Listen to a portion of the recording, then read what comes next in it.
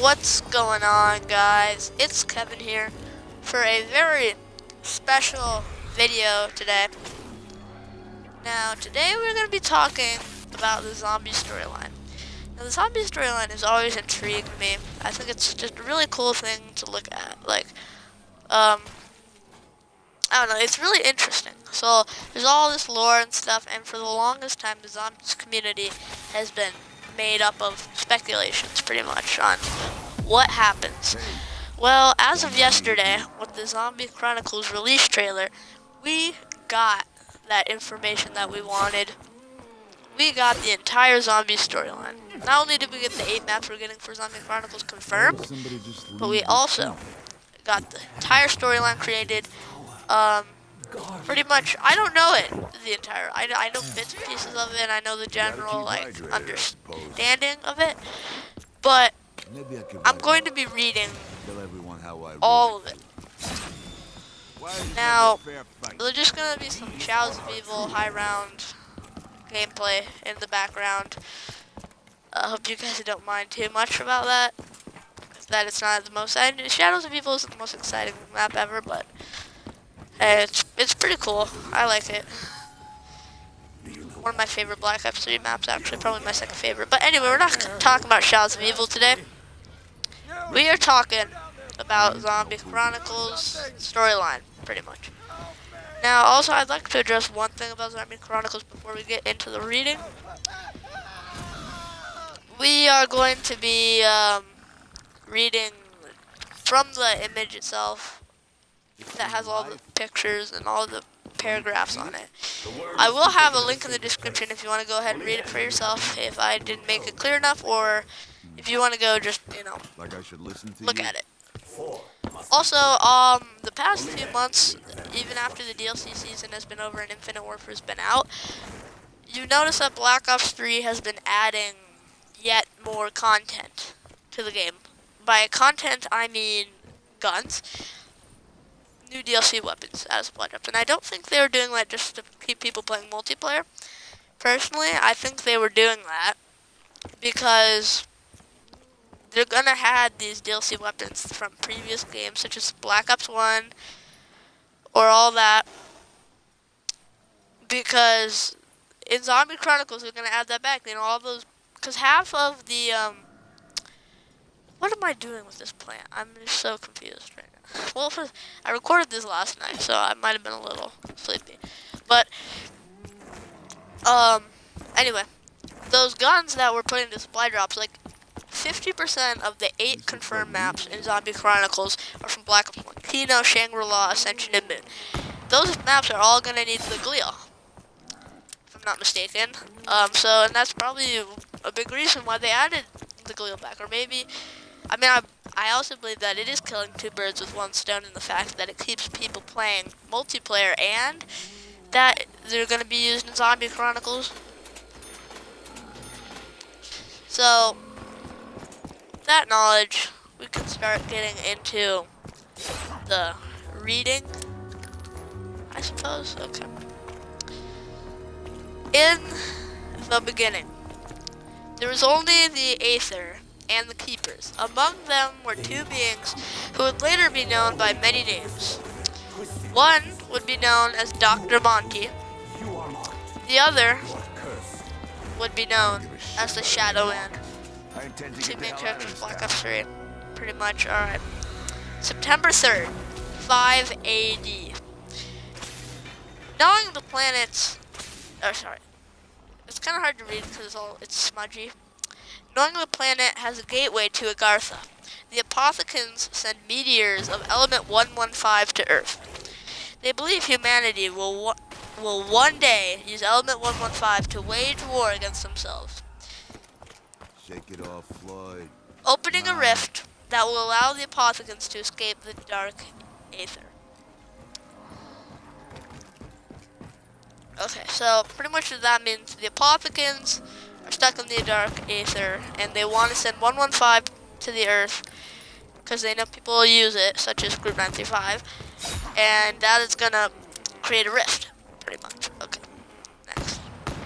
January 15th, 1292. or no, January 15th, 1292. The Great War between humanity and the Apothicons begins.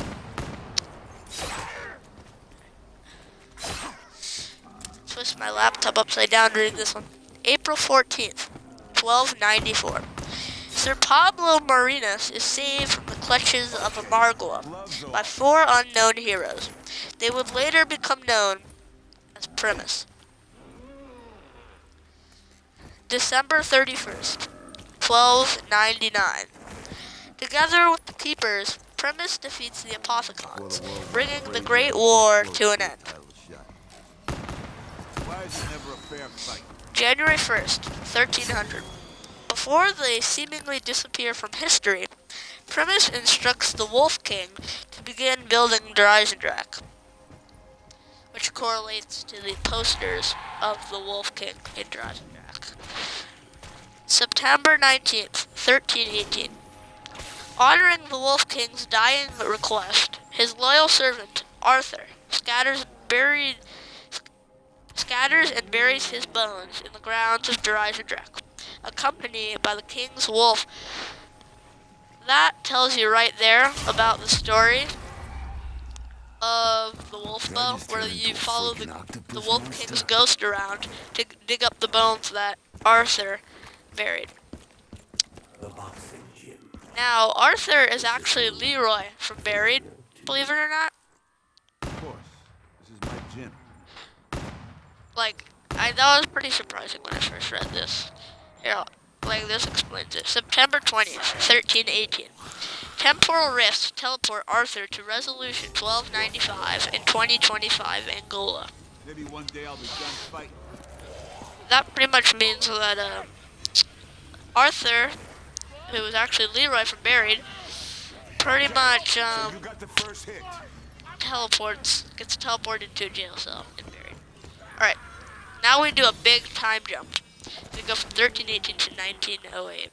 June 30th, 1908. A meteor containing element 115 crashes near the stony Tunguska River. August 30th, 1925. Dr. Edward Richthofen joins the Illuminati.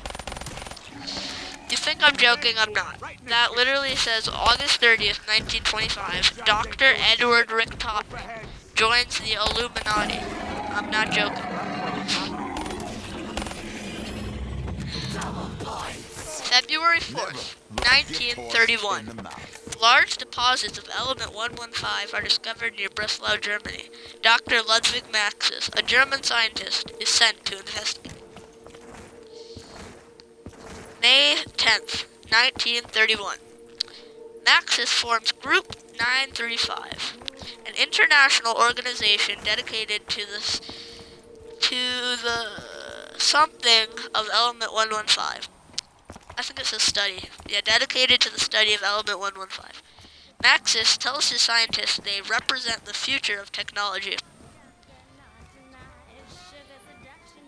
It's kind of hard to read. Maxis tells his scientists they represent the future of technology advancement and will be pioneers of future discovery.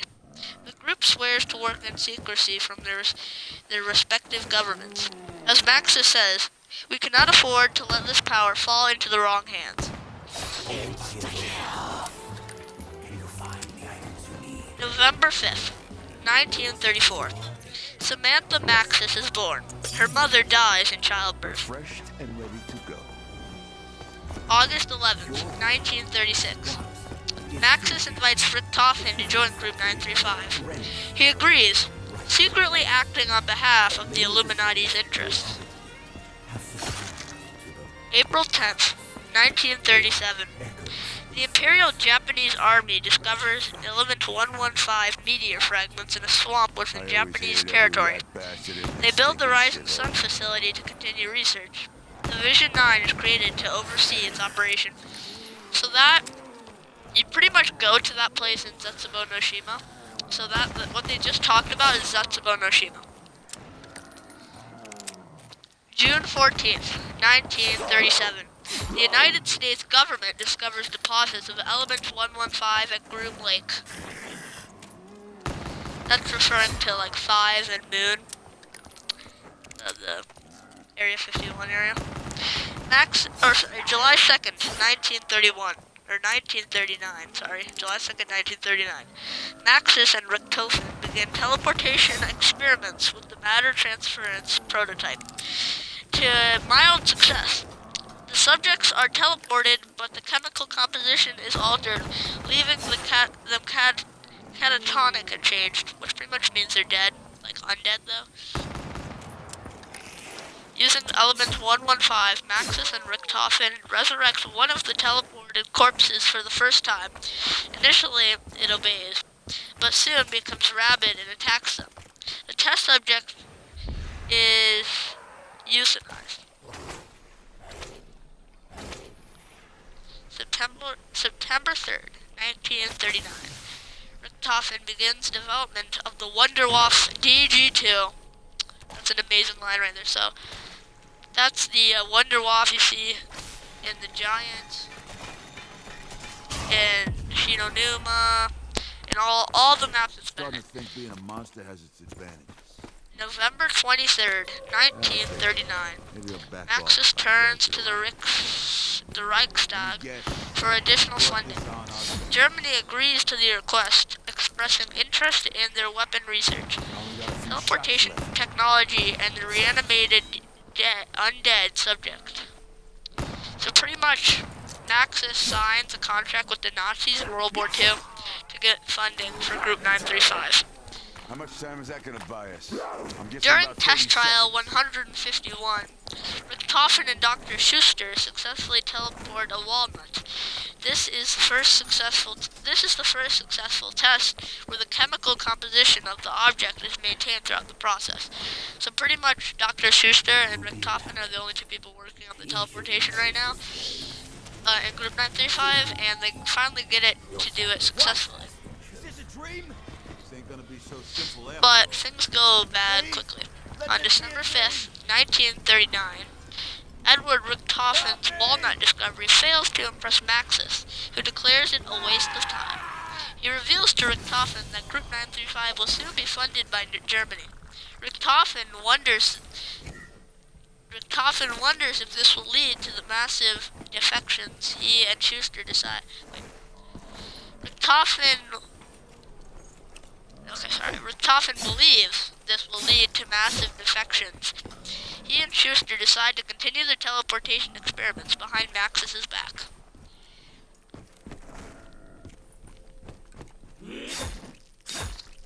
Oh, this one's really long. January 4th, 1940.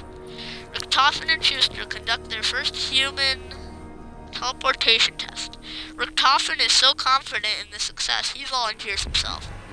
Teleported to the... Okay. Richtofen gets teleported to the moon. Wait, hold on. So Richtofen pretty much sacrifices himself because he knows that this teleportation is going to work on humans. And when he gets in the teleporter, he gets teleported to the moon. He encounters the MPD, the Aether Pyramid, hidden by the apothegms. While inspecting this device, Richtofen is electrocuted and begins hearing the many voices of corruption, including that of the Shadow Man. The device then teleports him to Shangri-La. Corrupted by the dark Aether, Richtofen is gradually being driven insane. Okay, Richtofen is gradually being driven insane and has an aggression to find Agartha. Sometimes you gotta use whatever tools you got available. Okay, January 5th, 1940. Richtofen is worshipped by the... Can I skip one? You smell like a roasted turd.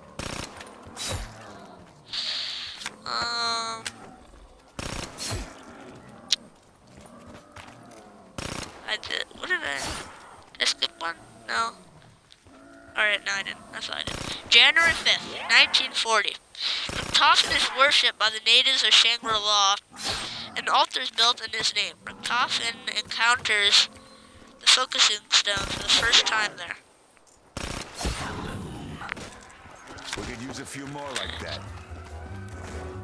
I'm gonna count that as a win.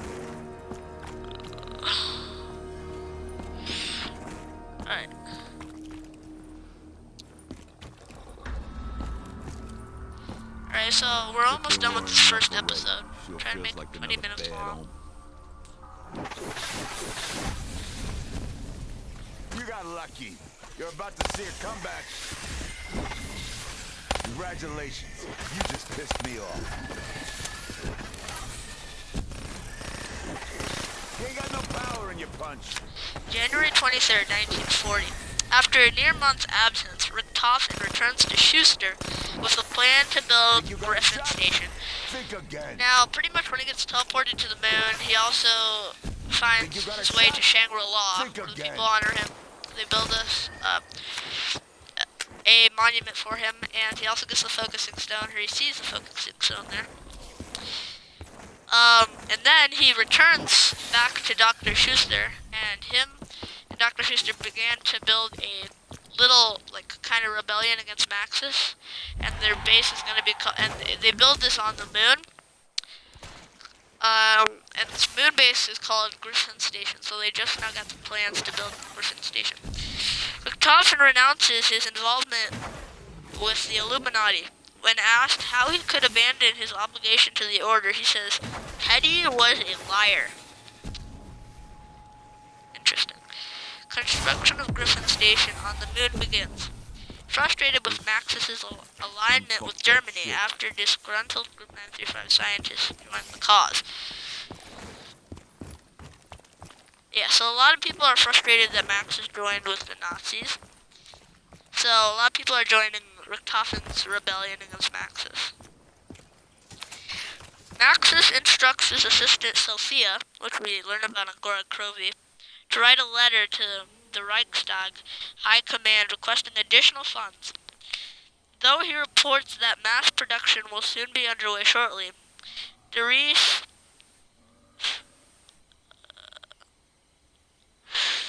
something, only the funding, but sufficient volumes of element 115. What happened to the theater? Hold on.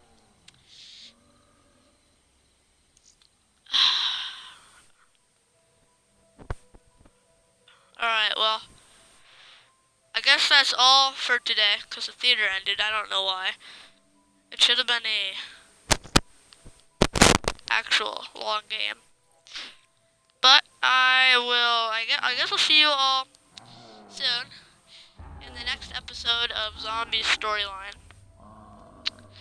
And I'll see you all later, guys. Peace out.